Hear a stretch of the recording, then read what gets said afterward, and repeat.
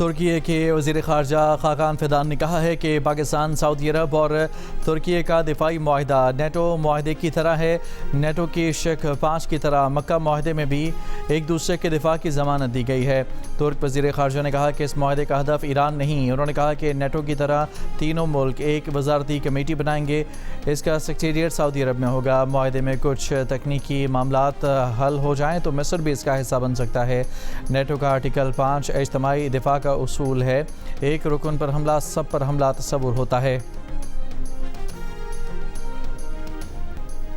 Pakistan, Saudi अरब और तुर्की के दरमियान मुश्तरका दिफाई मुआहदे की खुशी में इस्लामाबाद को सजा दिया गया।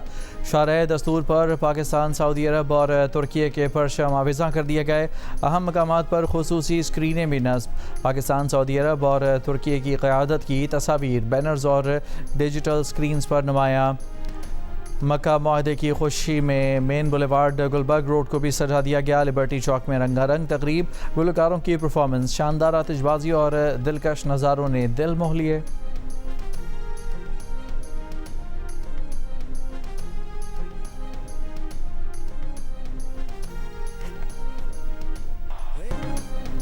ईरान ने अपना हुर्मज़ मुकम्मल तौर पर खोलने के लिए अमरीका को 6 शराइत पेश कर दी। ईरान की सुप्रीम कौमी सलामती कौंसिल के सेक्रेटरी मोहम्मद बाकर जुल्कदर ने कहा कि ईरान को धमकाया ना जाए, कौम की तौहीन ना की जाए। ईरान और उसके इत्तेहादियों पर मुसल्लत जंग दायमी तौर पर ख़त्म की जाए। पाबंदियाँ और नाकाबंदी ख़त्म और नुकसानात का हर्जाना दिया जाए। असासे जारी किए जाएँ। कराची के नौजवान मीर रज़ा को गोली पीछे से लगी थी। जिस्म पर तशद्दुद के निशानात भी पाए गए। दाएं रान और जबड़े पर फ्रैक्चर के शवाहिद मिले। जिस्म के निचले हिस्से के टिश्यूज़ पर भी खून के धब्बे थे। मीर रज़ा की कब्र कुशाई के बाद किए गए दूसरे पोस्टमार्टम की इब्तदाई मेडिकल रिपोर्ट जियो न्यूज़ ने हासिल कर ली।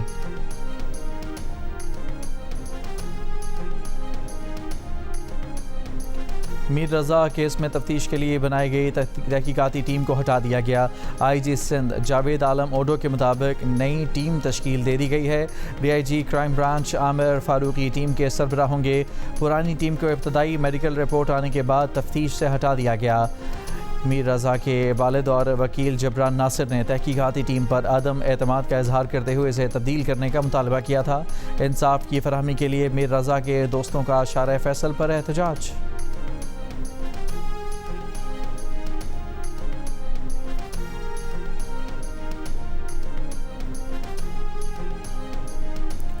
कोसोवो में अपोजिशन के रुकन असम्बली ने कायम मकाम वज़ीर आज़म अल्बेन कुर्ती पर अंडे फेंक दिए और शेम शेम के नारे लगाए।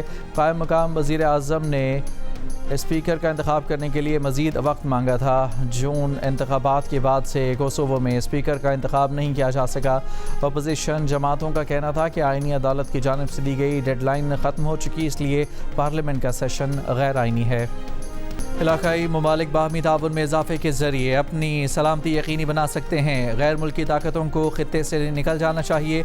ईरानी सुप्रीम लीडर आयतुल्लाह मुज्तबा ख़ामनाई के बैनुल-अक़वामी अमूर के मुशीर अली अकबर विलायती का सोशल मीडिया पर बयान। कहा, हालिया पेशरफ्त मुसल्लह अफ़वाज ने साबित कदमी और ईरानी अवाम की इस्तक़ामत और मज़ामती तहरीक की बहादुरी के नतीजे में सामने आई है। ईरान के पासदारान इनकलाब का कहना है कि अपना हुर्मज़ दोबारा खुलने का इन्हिसार अमरीका की जानिब से ईरान के तमाम शराइत कबूल करने पर है। अमरीका को ईरान के एतराफ़ से हटना होगा, तावान अदा करना होगा और मुंजमद असासे जारी करना होंगे। हुर्मज़ दोबारा खुलने का ईरान और ओमान के दरमियान मुज़ाकरात से कोई ताल्लुक़ नहीं। ईरानी वज़ीर ख़ारजा अब्बास अराग़ची ने कहा है कि अपना हुर्मज़ में ओमान के साथ एक आर्ज़ी बहरी रास्ते से मुतालिक मुज़ाकरात जारी हैं, नतीजे के बहुत करीब हैं। अमरीका की जानिब से मफ़ाहमती याददाश्त खिलाफ वर्जियों का अज़ाला किया जाना चाहिए। दूसरी जानिब अमराती तेल कंपनी के तेल बरदार जहाज़ पर अपना हुर्मज़ में मिसाइल हमला।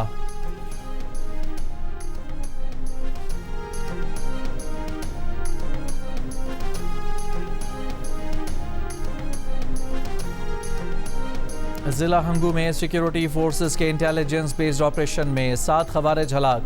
फायरिंग के तबादले में पाक फौज के 27 साल के कैप्टन हमजा शहीद हो गए। ISPR के मुताबिक कैप्टन हमजा अपने दस्तों की क़यादत करते हुए खवारिज का मुसलसल ताक़ुब कर रहे थे। उन्होंने जमा मर्दी से लड़ते हुए जाम शहादत नोश किया। खवारिज ने मस्जिद में पनाह ली और इबादत गाह का तक़द्दुस भी पामाल किया।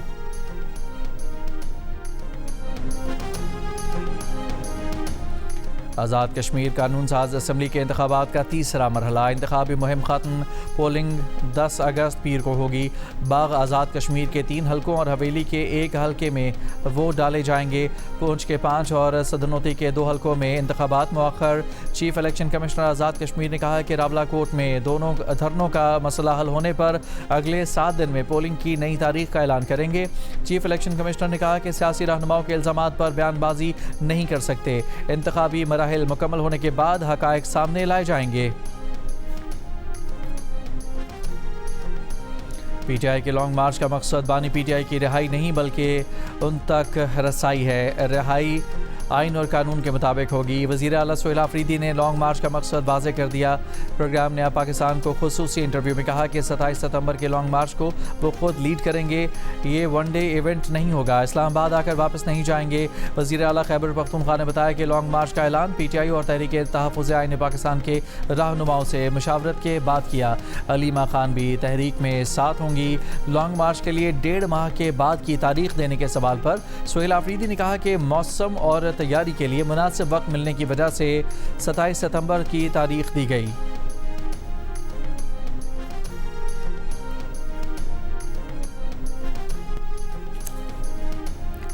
इसराइल की जानिब से ईरान को एटमी हथियार हासिल करने की कोशिश में मुलविस करने के लिए ईरानी हुकाम के झूठे बयान गढ़ने का इंकशाफ। इसराइली सहाफ़ी रोनिन बर्गमैन के मुताबिक इस मकसद के लिए पासदारान इनकलाब के कमांडर अहमद वहीदी का जाली बयान गढ़ा गया कि ईरान एटमी हथियार बना रहा है। इस बयान को पहले भारत में एक हिंदू इंतहा पसंद के अकाउंट से शेयर किया गया।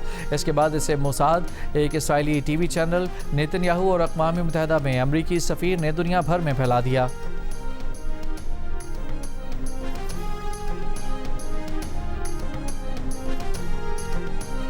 Pakistan test squad West Indies से इंग्लैंड पहुंच गया। कौमी टीम मेज़बान मुल्क में 3 टेस्ट मैचेस की सीरीज़ खेलेगी जिसका आगाज़ 19 अगस्त को होगा। पाकिस्तानी क्रिकेटर्स आज आराम और 10 अगस्त से प्रैक्टिस करेंगे।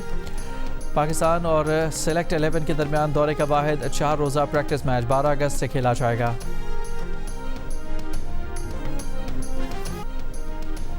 आज़ादी के रंग जियो न्यूज़ के संग जश्न आज़ादी मनाएं, दुनिया भर को दिखाएं। आप इस साल जश्न आज़ादी किस तरह मना रहे हैं? 10 सेकंड की वीडियो या तस्वीर हमें भेजें। अपना पसंदीदा मिली नगमा गाकर वीडियो भेजें। जियो न्यूज़ नशर करेगा। हमारा नंबर आपकी स्क्रीन पर। और पाकिस्तान आइडल के ग्रैंड फिनाले का आगाज़ अब इतवार को क्वार्टर फाइनल मरहले में ज़बरदस्त मुकाबले देखने को मिलेंगे। सुरीली आवाज़ों का मुकाबला है और कोई किसी से कम नहीं। पाकिस्तान आइडल सबसे पहले जियो टीवी पर आज रात 8 बजे।